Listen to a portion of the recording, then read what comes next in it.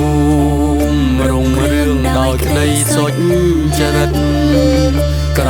មទសពិតរាជធម៌មេត្តាទាំងក្សត្រគ្រប់គ្រងនោះរៀងប្រជាលោកគំពីគ្នាក្រោមលុបចិត្តបរិសុទ្ធ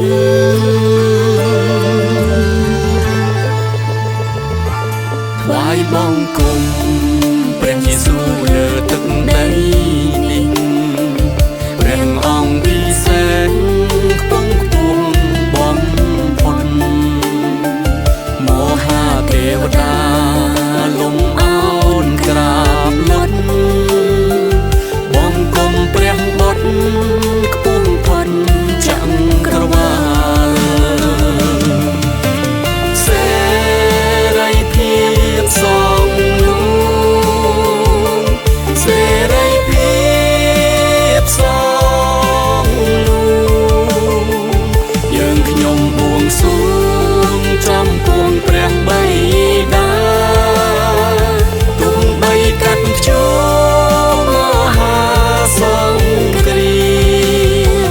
ព្រះរាជបុត្រាប្រងអនាគតថ្មី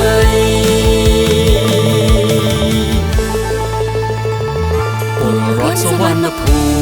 មិនាំគ្នាថ្វាយបង្គំលើកហាត់ប្រណំសុំសេចក្តីសួស្តីយាងព្រះវត្តមានព្រះវិញ្ញាណធម្មដីភ្លឺដូចចរណៃមានបារមីពុនរាយមនាលជនទាំងឡាយអើយចូលទះដៃស្រោះគ្នាចូលស្រែកជ័យខោថ្វាយព្រះយេហូវ៉ា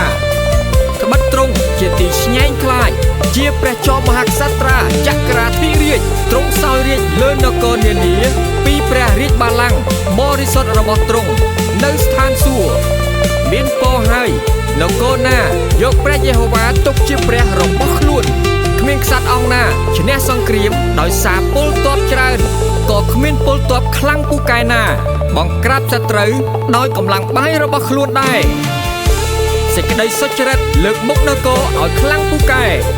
តែបាបនាំឲ្យជាតិសាសន៍រង្គោះរង្គើរងក្តីអាម៉ាស់ព្រះទ្រង់បង្ក្រាបនគរផ្សេងក្រោមព្រះបានទាទ្រង់ព្រះអាដូណៃទ្រង់យាងចេញទៅអបដោយស័ព្ទហូរកញ្ជ្រៀវអើងកងក្រោមស្នូរសំឡេងត្រែជ័យជំនះ